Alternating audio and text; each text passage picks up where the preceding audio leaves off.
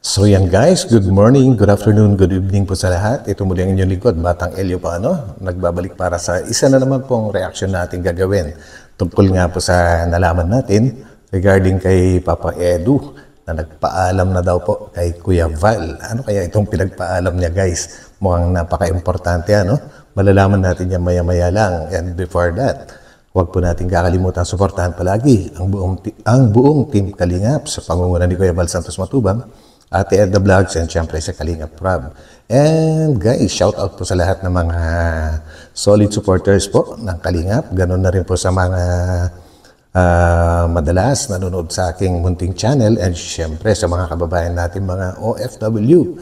Shout out po sa inyo lahat. So samahan po ninyo ako guys at alamin natin yung binanggit ni Kuya Val na pagpapaalam ni Papa Ed sa kanya. So let's go!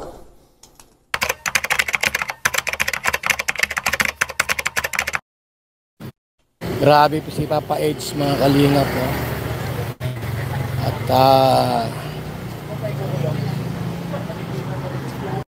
atuklasan po natin mga kalingap, si Papa Edge guys ay liligawan na po si Beyonce. Nako, mukhang interesting po ang ating magiging topic po ngayon. No? And guys, ito po ay kuha ni Kuya Val sa kanilang pagpunta sa Taguig po, ano? Kasama po sina Ate Edna, si Kalingap Awe, tsaka si JP Alibio po yata. And papasyalan daw nila yung tiyahin ni Papa Ed. So tuloy po natin at alabin po natin guys. Oy, sinabi sa akin po nung karang araw lang punta sa bahay si Papa Edge. At ang sabi niya, kung pwede raw ligawan si Beyonce. Sabi ko, 17, sa isang taon, 18. Di isang taong panliligaw, di ba? Pagsampan ng 18, pagkadibo, matik, sagutin ka na. Yeah. Bakit naman yung...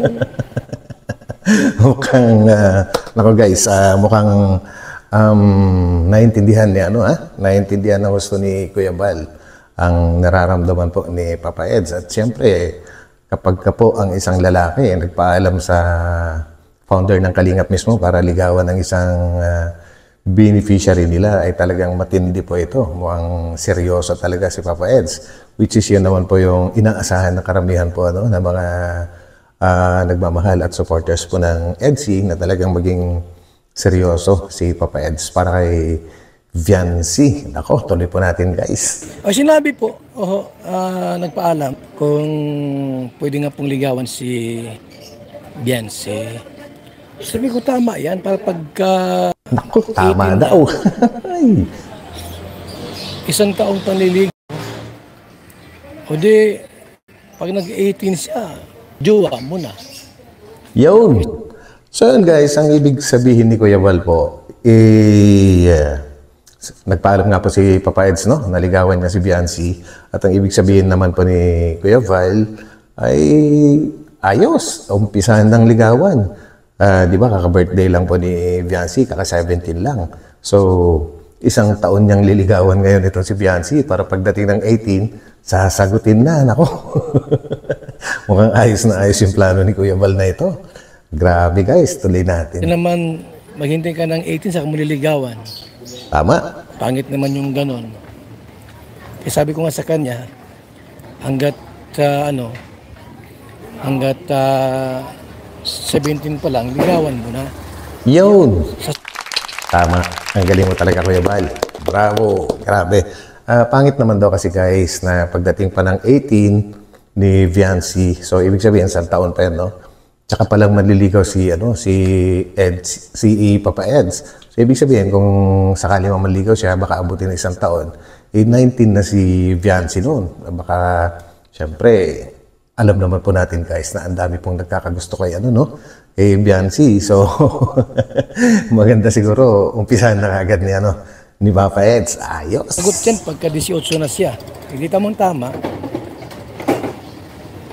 Grabe. Hindi ka na maghintay ng matagal. Kasi naman yung liligawan mo si Beyonce, gano'n. Tapos,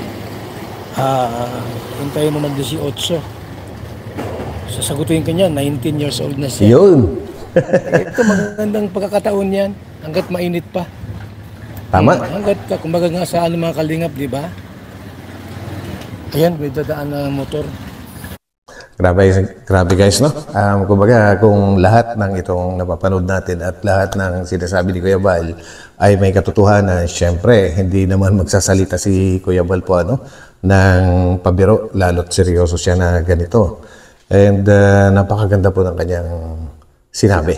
Grabe guys, no? At sa tingin ko, at dinig-dinig ko rin, hindi ito galing kay Kuya Bal, pero maya-maya, parang nabanggit din ni Kuya Bal, no? Na talagang may magandang plano po si Papa Eds para kay Biancy.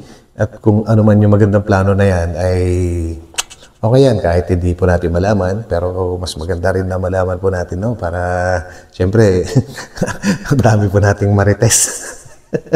Yun po yung totoo guys. Syempre gusto rin natin malaman at sana'y malaman natin pagdating ng araw na kung ano man yung plano ni Papa Eds at kung ano man nga po yun, talagang napakaganda kasi maganda nga daw.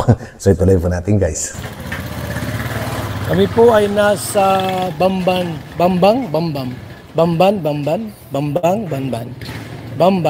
Ayan. Wawa, Taguig. Yun, nasa Taguig pala, Bamban Taguig. Akala ko Bamban Tarlac na. Kung nasaan si Alice Guo. Naku, akala ko bibisirahin ni Kuya Bal si Alice Guo. Buti na lang sa Taguig pala guys. Wawa, Joke. Taguig po, mga kalingap. Dito kami. Ayun na nga ang natuklasan po natin. Mayroong magandang plano si Papa Eds. Yun. Kay Sa wakas guys, binanggit din ni Kuya Bal, no? Na meron talagang magandang plano si Kuya Eds, si Papa Eds para kay Biancy. Grabe, syempre, alam nyo guys, alam ko din na nag-observe kayo, no? Sa lahat ng mga videos na napapanood natin tungkol sa Edsy at alam natin talagang ibang-iba na yung ikinikilos ng dalawa po at marami na nga po nagdududa na talagang meron na silang itinatagong relasyon at kung meron man, kung maganda naman po yung kanilang hangarin, wala tayong magagawa doon. Total, sila naman po yun. At syempre, alam ko namang papabor lahat dyan ng mga nagmamahal at sumusuporta sa kanilang dalawa. Di ba guys? Biancy. Mayroon siyang magandang plano po kay Biancy po, mga kalingap. Kami po ay nasa Bamban Wawa po kami, mga kalingap. Malapit sa Santa Ana. So, nandito kami at mayroon kaming dadalawin dito. Po. Tiyahin ni Papa Eds. Iyon. Tiyahin ni Papa Eds po ang aming dadalawin dito. Kasama ko si Kalingap Awe. Ayan o. Ayan o. Grabe. Ayan. Ganyan din po si Noeme, yung naging jowa ko sa isang linggong jowa. Kumusta na kaya si Noeme, no? Grabe ka talaga, Kuya Vice. Ay, Kuya Val.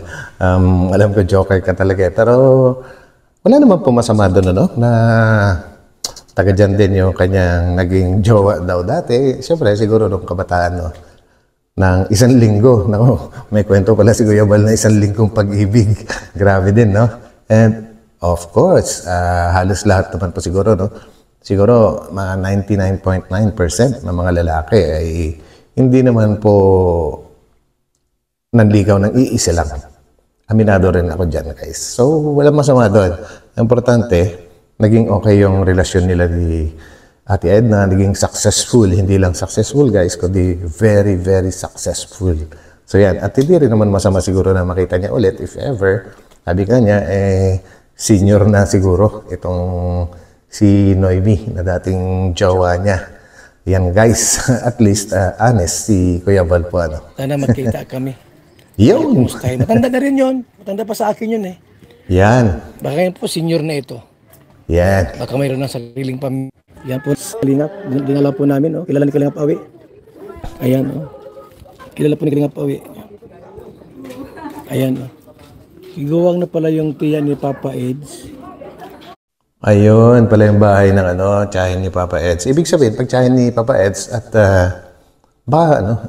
kapatid ni Tita Ed na po, ni Ate Edna Vlogs, maaaring older sister po ni Ate Edna ito.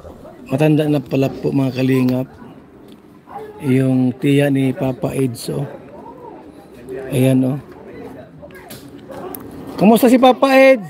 Hindi nagpupunta rito? Hindi raw po mga kalingap. Hindi raw po dito napunta si Papa Eds. Ay, sinabi, nagpaalam na po si Papa Eds dun sa magulang ni Biancy. Uy, Niligawan na.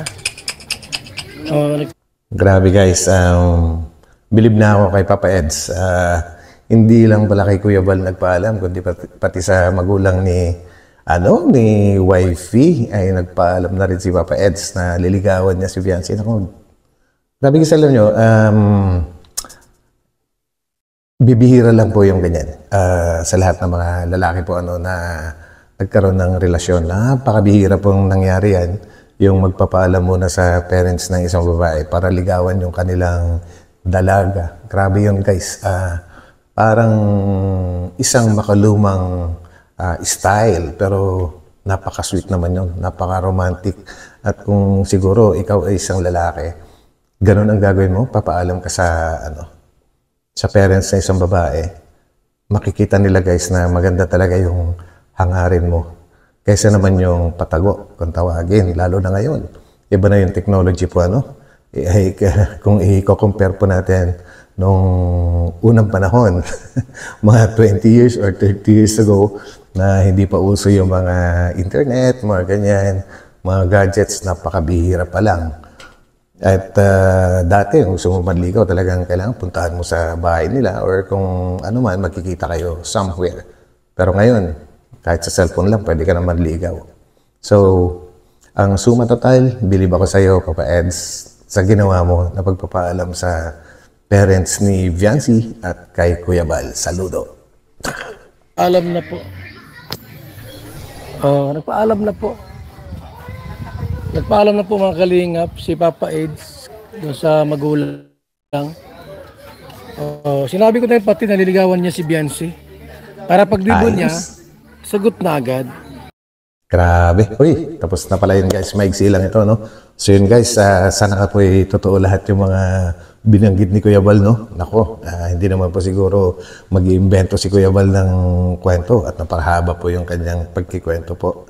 Grabe guys. So, lalong marami pala yung aasahan natin sa dalawa ngayon, kay Biancy at saka kay YP. So yun guys, nako, alam ko maraming magiging excited na naman po dito. And guys, maraming salamat po muli sa pagsama nyo kay Batang LU sa vlog na ito. And God bless po sa lahat. Magkita-kita po tayo sa aking susunod na upload at shout out po sa inyo lahat.